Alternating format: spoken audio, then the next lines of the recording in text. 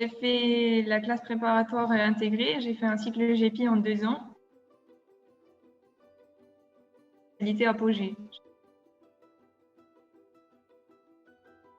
La spécialité production végétale était très adaptée pour moi qui souhaitais travailler dans le secteur viticole.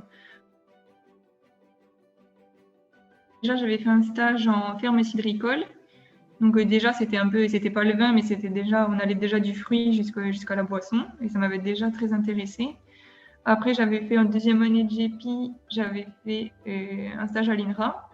Bon, là, c'était intéressant aussi.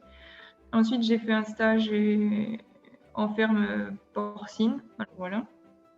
Après, le stage à l'étranger, je l'ai fait en Argentine dans un domaine viticole de 700 hectares. Donc là, c'était très intéressant en recherche et développement.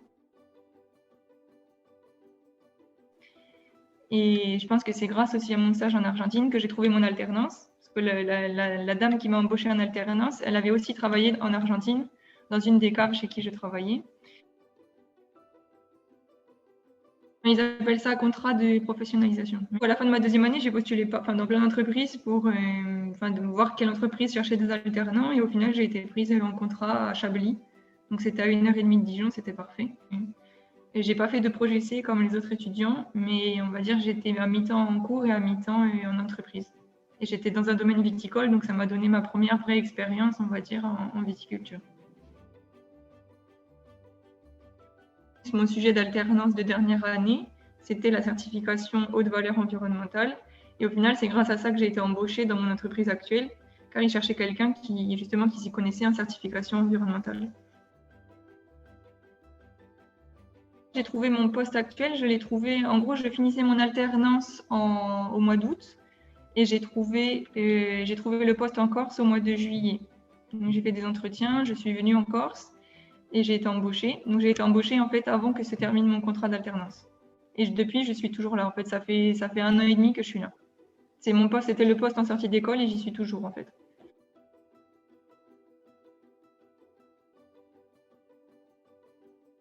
Je travaille à la cave d'Aléria. C'est une cave coopérative qui produit majoritairement du rosé.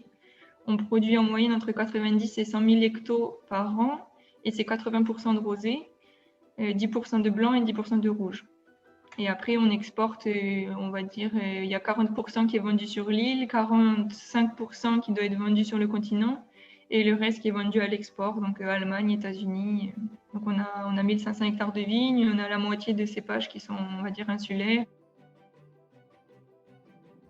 Ça fonctionne la coopérative, en fait, c'est la particularité de mon métier. On va dire que j'ai 45 patrons, en fait.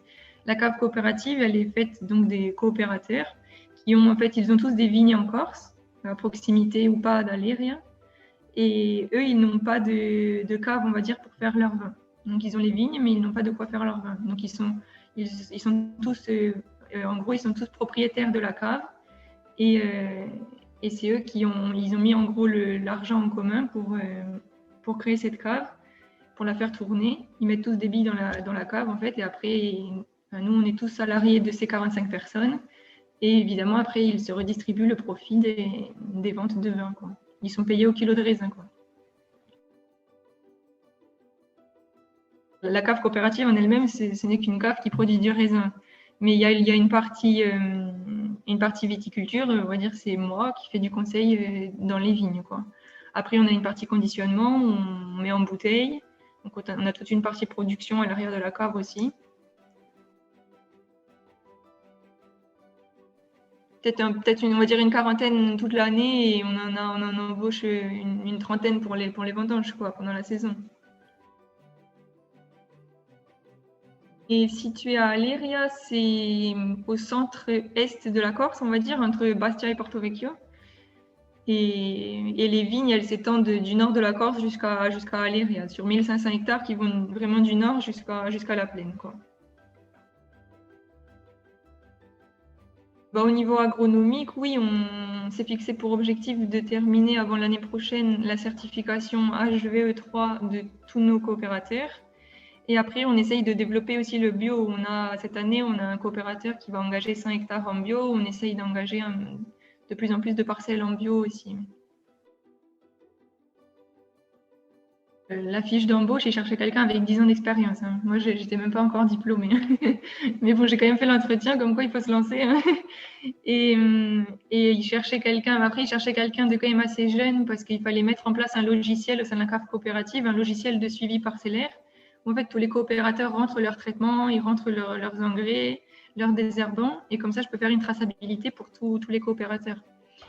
Et donc, ils voulaient quelqu'un qui soit assez jeune pour se lancer dans ce genre de choses. Et ils voulaient quand même quelqu'un avec de l'expérience parce que il faut quand même faire du conseil, il faut savoir aller voir les viticulteurs, ils vous montrent une analyse de sol, ils vont vous dire j'achète quoi comme engrais. Donc quand vous sortez de l'école, c'est pas facile. Heureusement que j'avais des gens qui m'ont aidé quand je suis arrivée. Enfin, pendant les vendanges, on fait des horaires pas possibles. Il faut être un peu solide au niveau physique quand même, quoi. Il y a beaucoup d'heures sur le terrain. Enfin, bon, il faut avoir un caractère un peu affirmé, hein, parce que les coopérateurs, ils sont pas tous faciles et ils sont pas toujours d'accord avec nous.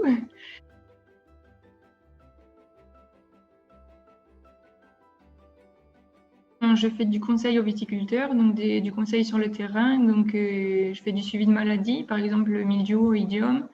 Je conseille les traitements, la fertilisation, les désherbants et l'irrigation. Après, j'organise des journées de formation. Je fais venir des professionnels du continent. On fait des journées de formation et de démonstration pour les viticulteurs. Et après, j'ai toujours en charge un domaine de 20 hectares en bio, où là, je suis un peu, on va dire, chef de culture.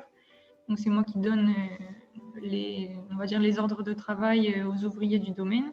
J'embauche les saisonniers. Et après, qu'est-ce que je fais d'autre? Je fais beaucoup d'administratif, donc de tout ce qui est dossier de financement, de restructuration en vigne. Et après, j'organise des réunions, on va dire un peu techniques, sur des problèmes viticoles, et puis voilà. Je gère 45 coopérateurs sur 1500 hectares. On va dire si en gros, le matin, j'essaye d'aller dans les vignes et l'après-midi, en général, je suis un peu au bureau, quoi. Mais bon, comme ça évolue en fonction de la saison. En ce moment, par exemple, je fais du conseil en fertilisation, en désherbant. Après, pendant la saison, d'ici 2 mois, on va dire au mois d'avril, mai, je vais tout le temps dans les vignes pour aller voir s'il y a des maladies ou pas. Et après, en août, septembre, je gère les vendanges. Donc, c'est-à-dire, je déclenche chaque nuit, on déclenche telle parcelle en fonction des contrôles maturité. Tout ça en concertation avec l'œnologue, bien sûr, mais bon, le travail change vraiment en fonction des saisons. Ça change tout le temps. D'ici au mois prochain, je ne ferai pas du tout la même chose, hein. Je dirais à peu près moitié-moitié. Réparti sur l'année, ça fait peut-être un peu plus de terrain parce que pendant la saison, on va dire, et les vendanges, je suis beaucoup plus sur le terrain qu'au bureau. Mais pour dire rapidement, on va dire moitié-moitié. Un 60-40 avec 60 pour le terrain, quoi. Oui, ça m'arrive. Enfin, c'est pas forcément que si je ramène souvent du boulot à la maison, mais c'est aussi que comme je fais du conseil, souvent ils appellent ouais, les coopérateurs, ils n'ont pas d'horaire pour appeler. Ils peuvent appeler le midi, ils appellent le soir, ils appellent le week-end. Enfin, oui, faut être assez disponible quand même, oui.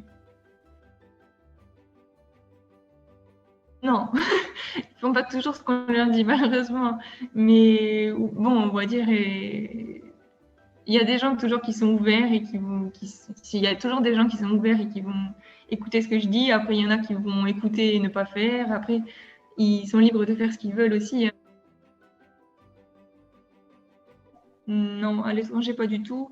Au sein de la Corse, je me déplace de Bastia jusqu'à Aléria, c'est-à-dire du nord jusqu'au centre de l'île. Après, des fois, quand il y a des journées de démonstration sur le continent, je monte sur le continent, mais c'est tout. Si c'est le français, enfin, on parle tous français. À la limite, si vous parlez corse, c'est bien, mais à part le français, il n'y a pas besoin de langue étrangère. Les saisonniers, ils sont beaucoup italiens, mais c'est pas exigé au travail, quoi. Pour ma part, je travaille avec la Chambre d'agriculture, je travaille avec les techniciens, enfin les conseillers viticoles des autres caves coopératives de l'île. Je travaille pas mal aussi avec les vendeurs de produits phyto, parce qu'on ne vend pas de produits au sein de notre cave coopérative, on les achète à des coopératives de produits. Donc je travaille pas mal avec eux aussi. Je travaille seule, c'est vrai que je fais partie du service cave, mais je suis un peu, on va dire, un électron libre, quoi. Bon, mon supérieur hiérarchique, officiellement, c'est l'œnologue, mais au final, on travaille toujours ensemble. Je continue de me former. La Chambre d'agriculture propose souvent des formations, que ce soit en fertilisation, en traitement, en tout. Et oui, je peux toujours me former au sein de l'entreprise. Oui, il n'y a pas de souci. Dès qu'il y a des formations qui sont proposées en Corse, je demande l'autorisation pour y aller et je continue de me former. C'est ce qui est intéressant, justement. Le plus gros projet qu'on ait actuellement, c'est la certification HVE3 des coopérateurs. C'est, on va dire, le projet qui nous prend le plus de temps en ce moment.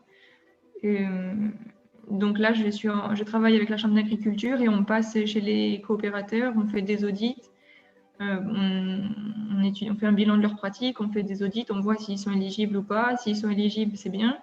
On fait venir le certificateur. S'ils ne sont pas éligibles, on voit comment améliorer leurs pratiques pour les rendre éligibles.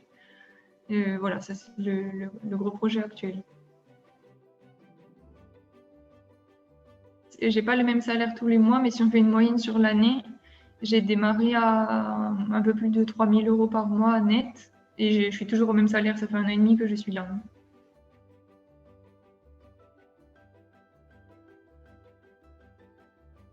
Exactement ce que je recherchais et je suis très contente de travailler ici.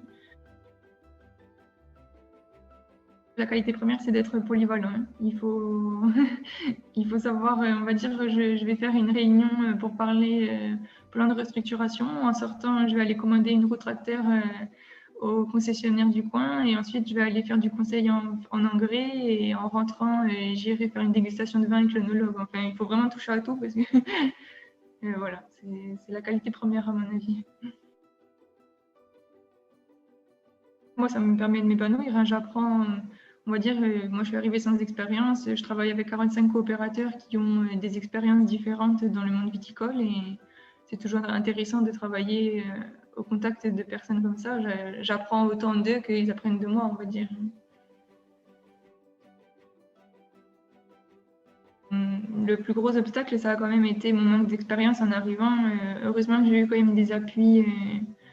On va dire dans les conseils par exemple de la Chambre d'agriculture, des vendeurs de produits, de mon collègue œnologue. Enfin, heureusement qu'ils étaient là pour m'aider quand je suis arrivée parce que c'est un peu difficile d'arriver et de se lancer comme ça c'est quand même un poste où il faut avoir pas mal de connaissances et voilà, il faut être polyvalent, mais on sort rarement d'école polyvalent au point de pouvoir aller faire du conseil comme ça auprès des viticulteurs qui ont 20-25 ans d'expérience.